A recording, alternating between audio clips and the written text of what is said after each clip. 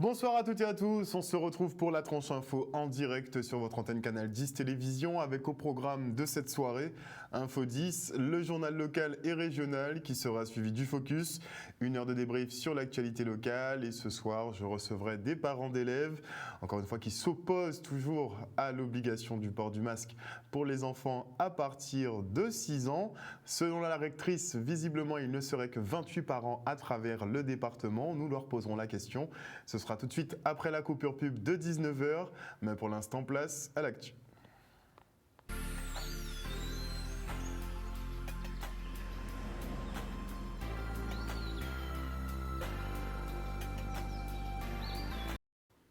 Nous sommes le mercredi 24 mars 2021 et voici les titres de ce journal. Nous reviendrons sur le point épidémiologique de la semaine avec des chiffres à la hausse, mais pas de restrictions supplémentaires.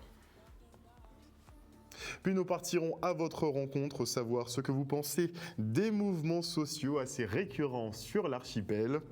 Et en fin d'édition, nous interrogerons le président du MACT, Georges Brédan, sur la mise à pied de la directrice générale Laurella Rinson. Et avant de développer ces quelques titres, notez que depuis le 19 mars dernier, Maryse Laguerre, épouse Lama, n'a pas donné signe de vie.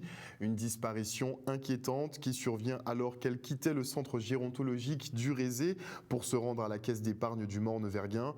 Elle circulait donc à pied et ne présente aucun trouble de l'orientation ni d'anxiété. Elle est âgée de 78 ans, a les cheveux courts et noirs, les yeux marrons et mesure 1,70 m. Au moment de sa disparition, elle était vêtue d'une robe blanche avec des motifs africains marron, rouge et noir, un foulard jaune et rouge ainsi que des sandalettes marron. Si vous avez une quelconque information, n'hésitez pas à contacter les numéros affichés, à savoir le 68 91 86 ou le 68 90 90, tous les deux des téléphones fixes. Et on enchaîne avec le point Covid hebdomadaire, le rendez-vous que vous attendez tous. Et notez que visiblement, Santé publique France a eu quelques petits soucis la semaine dernière, donc les chiffres ont dû être consolidés. Pour exemple, le taux de positivité de 8% annoncé le 17 mars dernier était en fait en réalité égal à 6,3%. On a eu donc un petit pourcent 1,7 supplémentaire qui a été rajouté comme ça. 4457 tests ont été réalisés ces 7 derniers jours avec 325 nouveaux cas détectés contre 252 la semaine dernière. Le variant anglais représente désormais 90% des contaminations. 5 nouveaux clusters ont été enregistrés, 4 en milieu professionnel. Et globalement, on est à 54 clusters en milieu professionnel depuis le début de cette épidémie. 4 décès sont à déplorer, des personnes de 71 ans en moyenne et toutes porteuses de comorbidité. Le taux d'incidence, lui, est de 86,2 contre 66,9 la semaine dernière.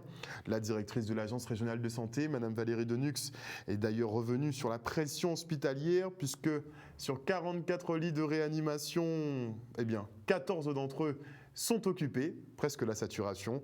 Et plus globalement, pas de mesures supplémentaires. Les cultes religieux pourront se tenir, mais les vacances de Pâques seront sous haute surveillance. L'arrêté pour le couvre-feu est d'ailleurs prolongé jusqu'au 8 avril prochain. Le reportage. Vous l'avez compris, cette semaine, on n'est pas dans le même état d'esprit que la semaine dernière. La semaine dernière, on était sur une tonalité positive, puisque après une semaine de stagnation, on avait une semaine de baisse, on constatait une baisse, et là, malheureusement, on constate une réaugmentation. Alors cette augmentation, elle n'est pas massive, on n'a pas une explosion du nombre de cas, en revanche, on a 20% de plus que la semaine dernière. On se retrouve au même niveau qu'il y a 2 semaines, à peu près. Ce qui veut donc dire qu'en fait, que tout ce qu'on avait pu gagner, on vient de le reperdre en une semaine. Dans les semaines qui viennent, les mesures ne vont pas évoluer. Parce que je crois qu'il faut absolument que nous mettions en œuvre toutes celles qui sont déjà en vigueur aujourd'hui, notamment le couvre-feu de 22 heures. On mesure l'effet du couvre-feu et des mesures à 2 ou 3 semaines. Il faut que nous nous donnions encore une semaine pour pouvoir mesurer et vérifier que nous sommes vraiment dans la tendance qui est celle que nous avions la semaine dernière, considérant que cette semaine n'est qu'un épiphénomène et que nous allons retrouver la tendance normale. Donc l'arrêté que j'avais pris, qui était en vigueur jusqu'à demain, va être prolongé jusqu'au 8 avril, avec les mesures de couvre-feu de 22h à 5h du matin et toutes les autres mesures d'interdiction qui existent aujourd'hui. Le week-end de Pâques est un week-end, comme je l'ai dit, un week-end d'attention majeure. J'ai réuni lundi les représentants des religions qui fêtent Pâques, l'Église catholique, les églises évangélistes, la communauté israélite, qui célèbrent pour le week-end de Pâques en même temps, de manière à caler avec eux un certain nombre de points importants d'organisation pour vérifier notamment le nombre d'offices qui pourraient être augmentés, vérifier que les gestes barrières, la mise à disposition d'alcool, que le masque sera bien porté, que les consignes seront complètement répétées à l'occasion des célébrations. J'ai vérifié aussi avec eux qu'il y avait la possibilité d'adapter les horaires des célébrations. Vous savez qu'il y a un certain nombre de célébrations de Pâques ou avant Pâques qui se célèbrent le soir, à la nuit tombée. Nous avons convenu avec les représentants des cultes que ces célébrations pour cette année, puisqu'elles doivent se tenir, et à mon avis c'est important qu'elles se tiennent, doivent s'organiser avec un horaire qui va être adapté, plus tôt dans l'après-midi, pour justement permettre aux gens d'être rentrés chez eux en début de soirée. Et puis, il est fortement envisagé, mais à ce stade, la décision n'est pas encore prise et nous prendrons la décision avant la fin de la semaine, et donc il y aura une annonce particulière qui sera faite.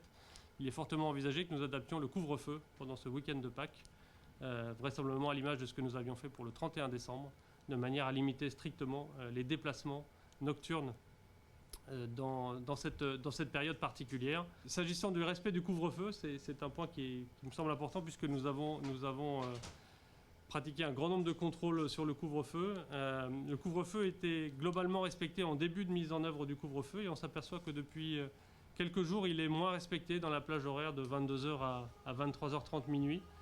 Donc, nous allons donc confirmer par les contrôles que ces mesures de couvre-feu continuent à être respectées, bien évidemment, et que les gens qui circulent en sachant pertinemment bien que le couvre-feu est activé à partir de 22h et qui n'ont pas de justification soient verbalisés.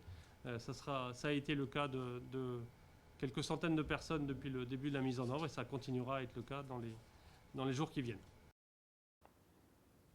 Et en ce qui concerne la polémique autour du masque obligatoire pour les enfants à partir de 6 ans, eh bien, le rectorat indique que seuls 28 élèves de primaire refusent de le porter. 28, oui, vous entendez bien, 28 élèves refuseraient de porter le masque à travers toute l'académie, ce qui représenterait donc 0,01% des effectifs. On écoute Madame Christine Gangloff-Ziegler.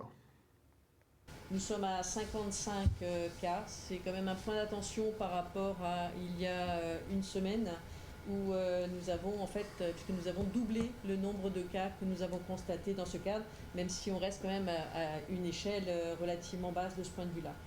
L'augmentation est particulièrement marquée à Saint-Barthélemy, puisque globalement Saint-Barthélemy, nous avons 12 cas sur les 55, 5 à Saint-Martin, ce qui fait 17 en tout sur les îles du Nord.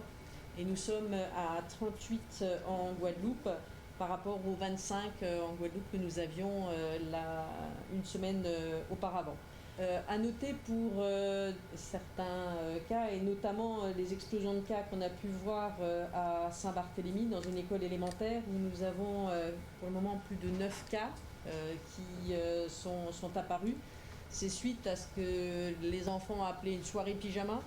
Mais c'est quand même une constante que l'on a pu remarquer, à savoir que des suites de fêtes d'anniversaire, des suites de ces soirées entre enfants conduisent à une multiplication rapide des cas, c'est-à-dire que ce sont des contaminations extrascolaires à des moments où les enfants ne respectent pas forcément les gestes barrières.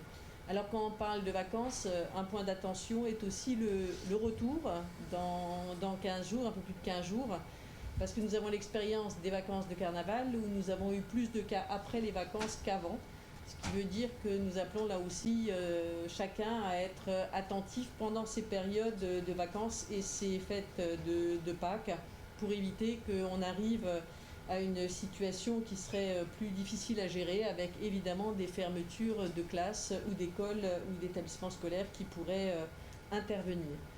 Par rapport au masque, on peut peut-être tout de suite préciser, Monsieur le Préfet, et je vous en remercie, que grâce à la préfecture, 2 masques supplémentaires seront remis aux enfants d'école élémentaire à la rentrée des vacances de Pâques, pour limiter aussi la tension sur le marché des masques pour enfants, hein, puisqu'il est un peu plus limité de ce point de vue-là. Donc c'est un apport supplémentaire pour venir en aide aux familles.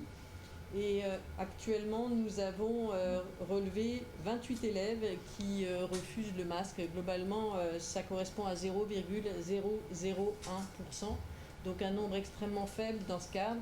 Et nous sommes quand même dans une situation où, globalement, les parents ont compris l'intérêt pour les enfants de porter le masque pour limiter la contamination et pour, dans ce cadre-là, assurer aussi la sécurité sur le territoire. Donc, voilà pour la situation pour l'académie, monsieur le préfet. À noter qu'une mobilisation de parents d'élèves était en cours pendant la conférence de presse et ça se déroulait juste devant la préfecture de Basse-Terre. Et aujourd'hui, nous avons effectué 2 sondages sur nos réseaux sociaux. Le premier consiste à savoir si la bise vous manque. Et vous êtes seulement 26% à être nostalgique des bisous, soit effectivement 154 votes et contre 74% de personnes visiblement que ça ne dérange absolument pas. Et nous vous avons également sondé pour savoir quel est le pire entre être confiné 3 mois ou masqué à vie. Et la réponse est assez claire puisque vous êtes 78% à considérer que porter le masque est pire que tout. Et engagé dans une lutte sans merci contre les collectivités, l'UTC entame une série de meetings d'information. L'objectif, éclairer la population sur le bien fondé des revendications et notamment sur la mise à jour des carrières. Le syndicat alerte et dénonce la situation de certains agents qui partiront avec des retraites de misère. L'UTC invite donc à abattre les profitants qui se goinfrent et souhaite construire effectivement le pays Guadeloupe avec les travailleurs. Le reportage. Nous prenons la décision de faire une série de meetings que nous commençons au sol incident, nous poursuivre, nous faire la montagne, nous faire Monalo, nous faire toutes ces communes s'il le faut pour expliquer à la population là ça effectivement que nous entendons par revendication. En qui nous peut comprendre là qu'il y a ni des mamans, des papas enfants qui peuvent partir à la retraite et vont une indemnité de 400 €. On ne peut pas vivre comme ça. Alors quand on des mecs à parler de construire Guadeloupe, mais construire Guadeloupe sans travailler, ça n'est pas possible. Alors nous avons dit qu'il n'est pas question que aujourd'hui là, nous avons un pays qui a construit, avec des profitants en tête qui a plein poche et d'autres petits en bas qui a vraie misère et toujours a vraie misère. Nous avons un premier point de revendication qui nous a effectivement fait près de 30 heures en l'air pendant 3 jours où effectivement moun là qui président de l'association des maires là, M. Sapoti, qui a fait moun comprendre qu'il n'y a pas d'obligation, il n'y a pas d'obligation d'appliquer effectivement revendication là ça. Mais nous avons dit non, par rapport effectivement à une série de textes, la loi de 83, en couplé avec la loi du 26 janvier 84, ainsi que le décret du 17 avril 1989, eh bien, il y a ni obligation de faire. Nous avons dit nous pas d'accord. Il est aujourd'hui là pour nous mettre tout le monde à même niveau là. Et les gens qui ne sont pas d'accord avec ça, eh bien, c'est qu'ils n'ont pas pour rester en Guadeloupe. Il faut nous comprendre que le pays là qui est construit, elle veut travailler, elle veut travailler pour mettre tout le monde en nous aussi, peut fier et travailler en pays ailleurs, peut vivre en pays ailleurs. À niveau que nous avons fait la démonstration pendant tous les jours, toutes les heures que nous passons en négociation avec ces messieurs, et nous avons effectivement fait comprendre que oui, nous avons raison à niveau là ça, donc nous pêchons tous les deux. Un sujet signé Vianney Valverde. Et pour le président de l'association des maires, Jocelyn Sapoti, l'UTC est beaucoup trop rigide et campe sur ses positions, des conditions défavorables à toute médiation. On l'écoute. Une négociation, ce n'est pas un rapport où chacun reste sur sa position. Ils n'ont pas bougé d'un seul pas. Les seules propositions qui sont faites viennent que de nous. Ils restent sur leur plateforme dès le début sans bouger d'un iota. Nous avons déjà fait 3 propositions. Ils ne bougent pas. Donc nous, on attend très clairement aujourd'hui ce qu'on leur a proposé, c'est-à-dire que dans chaque commune, il y a une expertise qui va être faite. L'expertise va déterminer quel coût a leur revendication pour chaque commune, et là, chaque maire va déterminer en fonction du coût qu'est-ce qu'il peut faire. Parce qu'on n'a jamais dit non à tout. On n'a jamais dit non, on ne fait rien. On attend que l'UTC participe à un travail qui est un travail méthodique, qui est un travail rationnel, qui est un travail chiffré, qui est un travail aussi juridique pour pouvoir déterminer avec eux, comme de vrais partenaires sociaux, qui veulent évoluer dans le bon sens, ensemble, eh bien, comment on le fait? Si nous, on s'en tenait à la loi, leur revendication-là, elle est totalement illégale et on s'arrêterait là. Mais non, nous, on veut négocier, on veut avancer. Donc, on dit, pas de position rigide, position de négociation, on s'adapte, la souplesse, et on y va. On est prêt à faire des propositions à ce niveau-là. Parce qu'il faut bien dire, aucun avis de la CAP n'est obligatoire pour un maire. C'est un avis. Ce n'est pas une obligation. Donc, si un maire dit qu'il n'applique pas un avis de la CAP, personne ne peut l'obliger à l'appliquer. Mais on dit, écoutez, on va négocier. On fera au fur et à mesure comme on peut. On n'est pas fermé à cela. Mais c'est commune par commune, en fonction de ce que chacun peut faire. Et les agents territoriaux qui m'entendent peuvent comprendre que leurs maires ne sont pas contre. Leurs maires veulent qu'ils progressent, mais en fonction de ce qu'ils sont capables de faire. Et tous les maires s'engagent à ce qu'ils progressent en fonction de ce que chaque maire est capable de faire. Il y a des maires qui peuvent aller plus vite que d'autres, il y a d'autres qui ce sera plus difficile pour eux, mais tout le monde va faire quelque chose.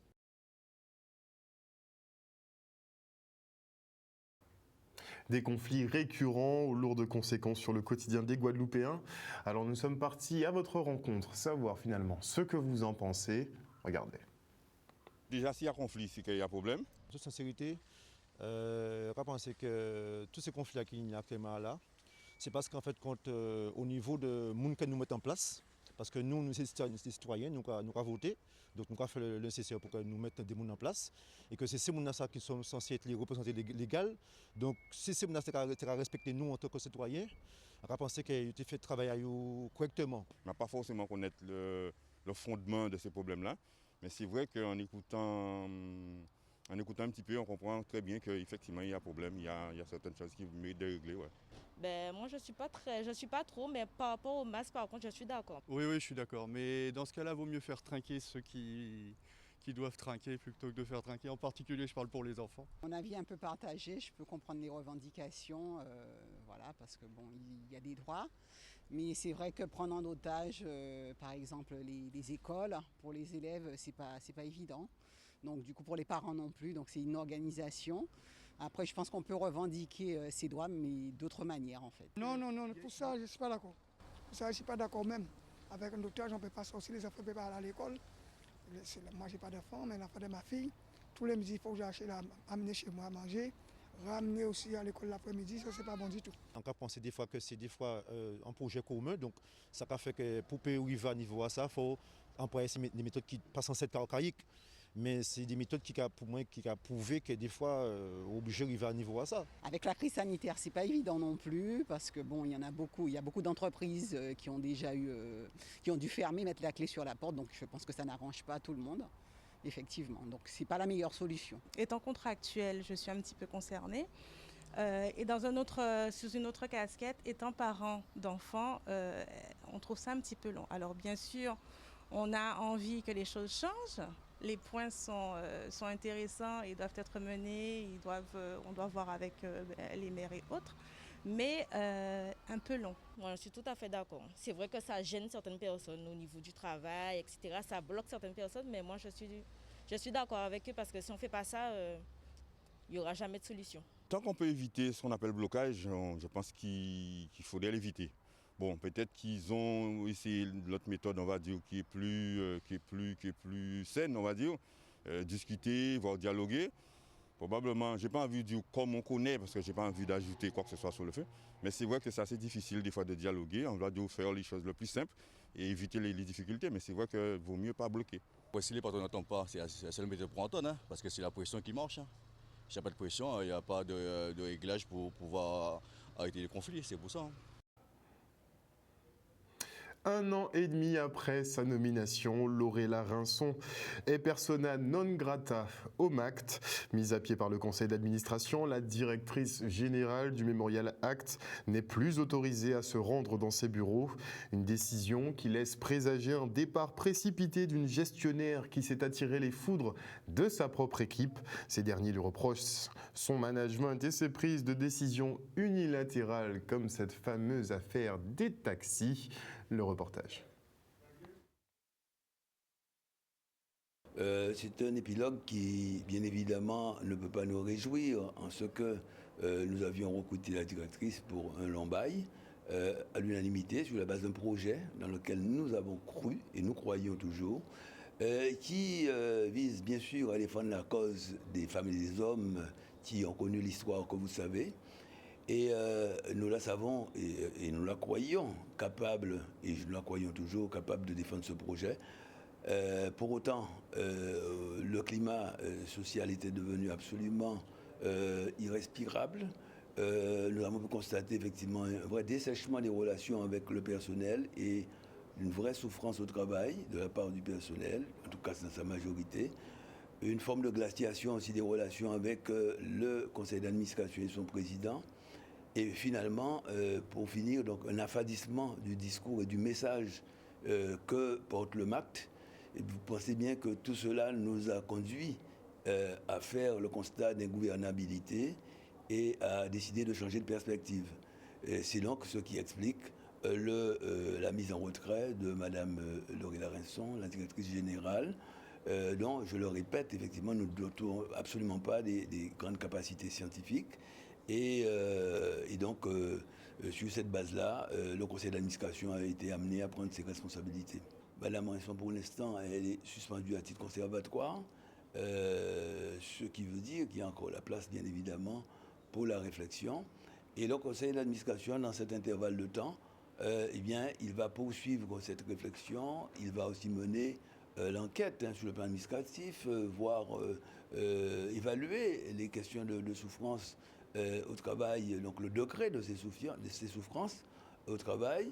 Il va devoir bien finalement aussi mettre en place un certain nombre de projets, puisque le conseil d'administration a cette compétence-là de donner les grandes orientations pour l'établissement, et donc avec l'administration provisoire, et bien sûr avec les limites de la pandémie et de la crise sanitaire, nous aurons à mettre en place un certain nombre de projets. Mais pour bien montrer que le Memorial Act ne change pas donc de cap, qu'il est toujours prêt à jouer sa place sur la carte des grandes institutions muséales du monde et des grands équipements de cette nature. Rassurez-vous, nous qui arrivés. Voilà, chers téléspectateurs, nous sommes arrivés au terme de ce journal. Merci pour votre fidélité. Une des principales informations divulguées ce soir, c'est relatif effectivement au point Covid hebdomadaire. Pas de mesures supplémentaires, pas de mesures de restrictions supplémentaires. À savoir qu'effectivement l'arrêté pour le couvre-feu sera prolongé jusqu'au 8 avril prochain. Sinon, pas grand-chose sous le soleil. Donc, passez une excellente soirée à l'écoute de nos programmes. On se retrouve demain à 18h30. Bisous, bisous.